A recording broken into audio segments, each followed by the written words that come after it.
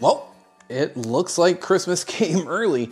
As you can see in front of me, I've got everything that Sony is set to release for the holiday season.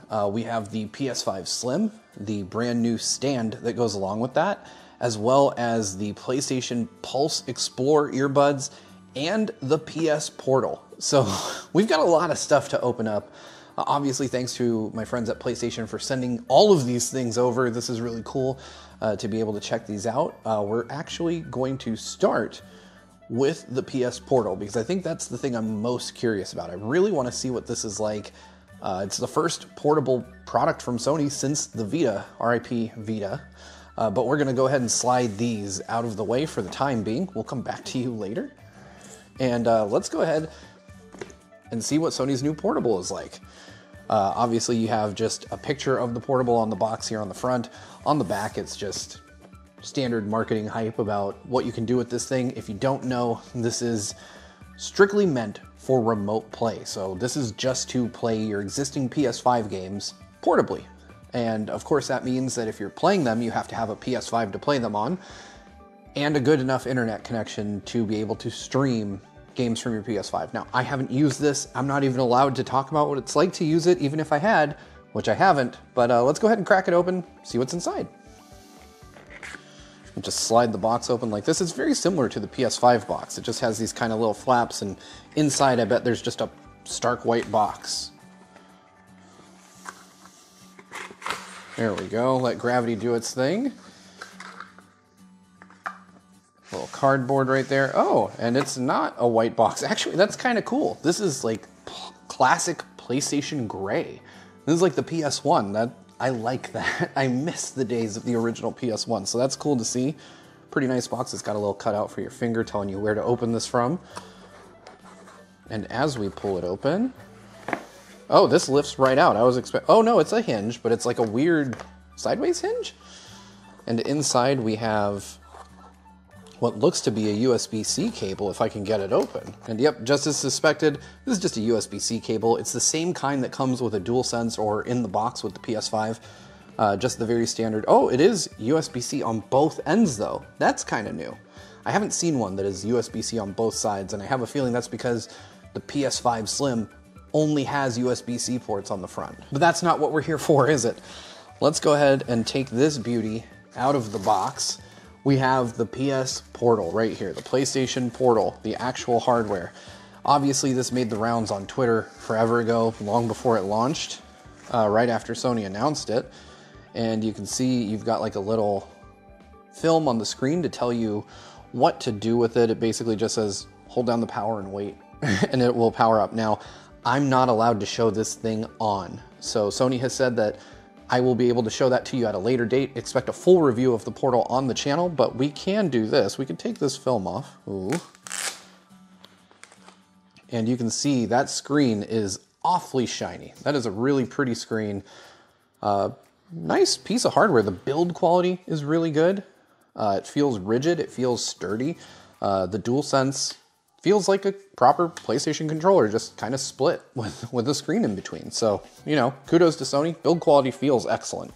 I'm not getting any flex. I'm not getting any, like, it doesn't feel cheap. It feels really nice in the hand, but that's about all I can say about it.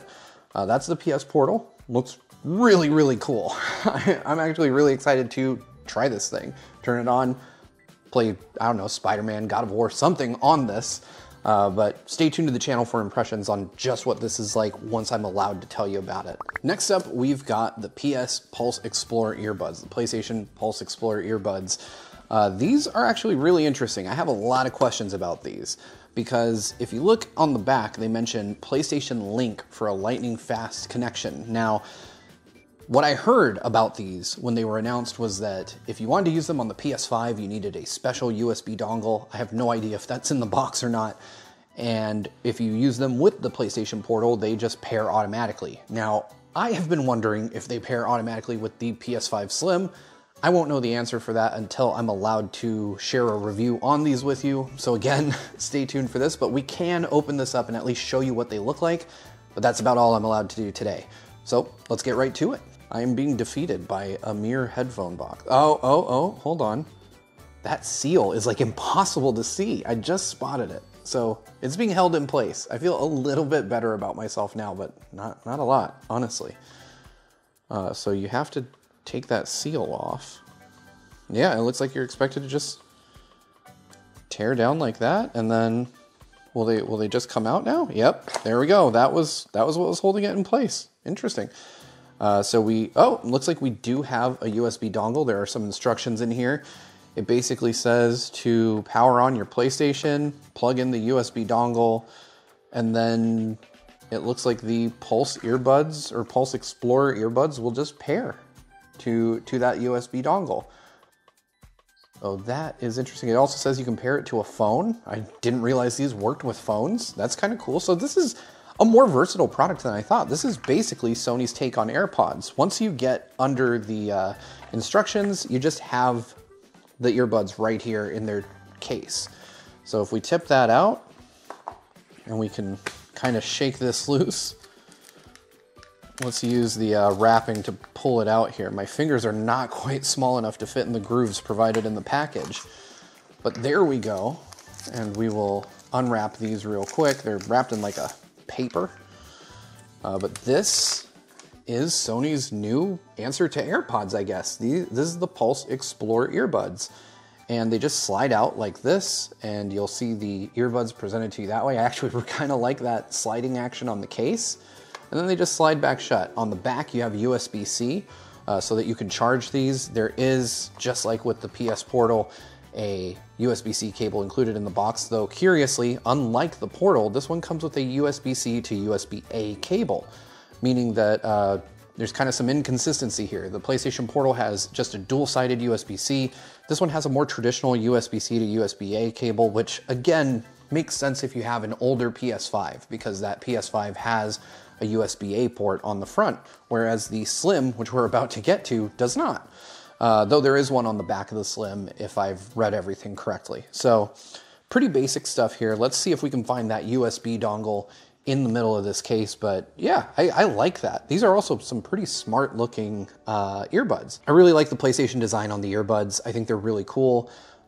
I wonder how comfortable they'll be. They look like they could be pretty nice. I'm pretty picky when it comes to earbuds. I've been using AirPods Pro for the last couple of years and I've really liked those, but I will have full info for you on these at a later time when I'm allowed to discuss what they feel like, how they behave, how well they work. Look forward to that and the PS Portal review coming on the channel at a later date. Let's go ahead and see if we can find that USB dongle for use with the PlayStation. Oh, and there is more here actually. You may be able to see it.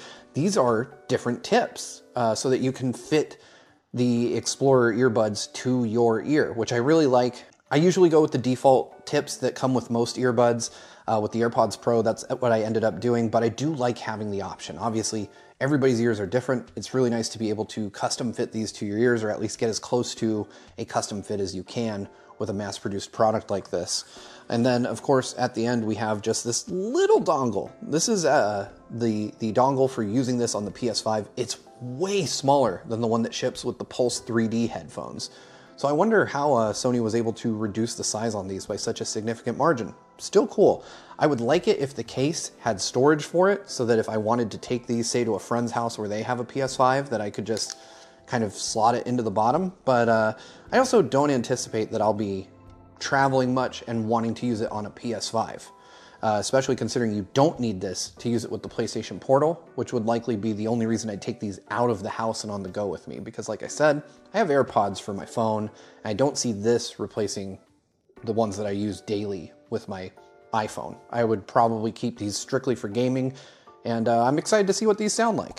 Now it's time for the big unboxing. Obviously, I'm talking about the PlayStation 5 Slim and the vertical stand. Again, thanks to Sony for sending all this stuff my way. I'm really curious about this. I've seen the PS5 Slim in videos on the internet. I've seen it on social media, and it looks a lot smaller than I expected it to when they announced it. I don't think Sony did themselves any favors by not doing a side-by-side. So I'm going to do that for you right now. Let's go ahead and start with the PS5 itself. So pull this over here. So the packaging is actually quite a bit shorter than the original PS5 retail box. It's hard to tell, obviously, but the other one had maybe 1.5 to 2 inches of height on it, which I assume owes to the fact that it's probably stood up in here, or I don't remember how they package these. It could be sideways. I think it's sideways. It's not vertical in there. But still, it's quite short in comparison to the retail box for the PS5. And there's no handle this time. Now on the back, you still have verbatim the text that is on the back of the launch model PS5, although now they actually include images of games. I don't know if that's true of kind of the not a mid-gen refresh, this is the mid-gen refresh, but the later revisions of the PS5 that were more stealth revisions. I don't know if they changed the packaging up. I just have the launch model and the Spider-Man model, which obviously isn't going to show God of War or The Last of Us on it. But let's go ahead and crack this open and see what we find. This is going to be a little harder to open because it doesn't have that handle for me to pull it out of the sleeve. And I think I'll just tip it. I think that's probably the easiest way to get the console out, is to maybe just give it a good shake.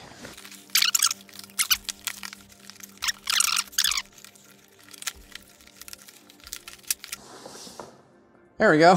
Now that we've got it out, let's go ahead and see what's inside. Now this box is very similar to what you see inside a PlayStation 5 retail box, just a stark white box with the PS logo on it.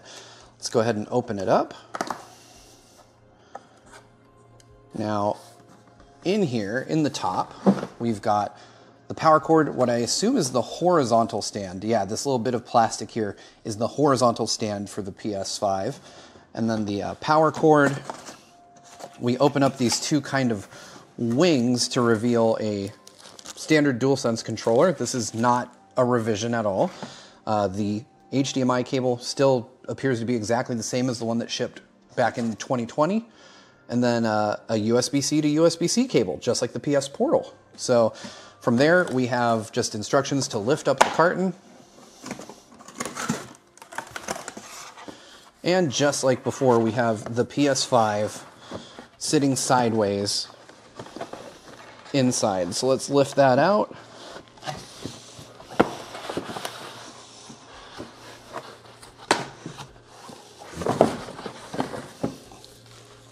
I didn't almost break my PS5. Thank you for asking. And here we have it, the Slim PS5. Let's take a look. Wow, would you look at that? This thing is small. I mean, it feels really small in the hand. So I just removed that bit of tape there. If you haven't seen it before, this is pretty close-up look. We've got the disc edition of the PS5 Slim. It's got kind of a two-tone design here. You've got a matte white with a glossy up top. You've got the PS logo cut out still on this side. You've got your disc drive, and on here, they've moved just a single button. You've got the power button here, and the eject is actually now down here. I really like this design because I can't tell you how many times I've fumbled around and hit the wrong button on my PS5 because the power and eject buttons both looked exactly the same and were very close to each other. Kudos to Sony for actually moving it this time. And of course they had to, because this PS5 has a removable disk drive. You could just take it off with no tools. I'm not going to do that here because I've just opened it. I'm not going to disassemble it or pull anything out of it. But this is what it looks like. We've also got the stand for it. I am not going to use the horizontal stand. I don't like it. Thankfully, Sony sent over the vertical stand. I've always kept my PS5 vertical. I'm not going to stop now. Just not going to change on that one. I like the way the PS5 looks vertically, so I'm just going to keep it that way. All right, so in here, we've just got the vertical stand. Now, this vertical stand is interesting because it works on every model of PS5. So you could buy this for the old one if you wanted to. I think it looks a lot nicer. It's a lot smarter looking than the original kind of chonky plastic stand that came with the PS5 at launch. So this one here is a bit more refined. You've got a metal ring on the outside to kind of give it a nice premium look to it. And then you've got just kind of the standard wedge that the PS5 sits on. Now, there is this second plastic piece in here, and I'm not sure how this goes on. We're about to find that out together, because there are surprisingly thick instructions. So once we have this on, it basically goes on like this. It turns out that this wedge is if you want to use this with an older model PS5. You have to put this on the bottom of it, I assume, due to differences in the overall shape of the unit. but that is the PS5 with the vertical stand. I gotta say, I really like the clean look of this.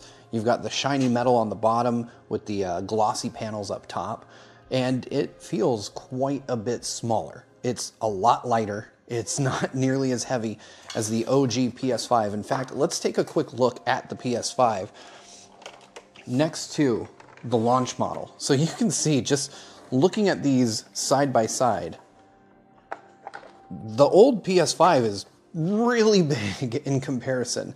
I mean, there's not a huge height difference per se, but just the width of it is ridiculous. I mean, looking at these two kind of from the top, you can really see what the difference is there. I mean, it is pretty stark in contrast here. I really think that Sony has done a great job making these smaller. That holding this model of PS5 in one hand is a little challenging. It's kind of heavy. As far as I know, this thing is every bit as power efficient and powerful as this guy right here.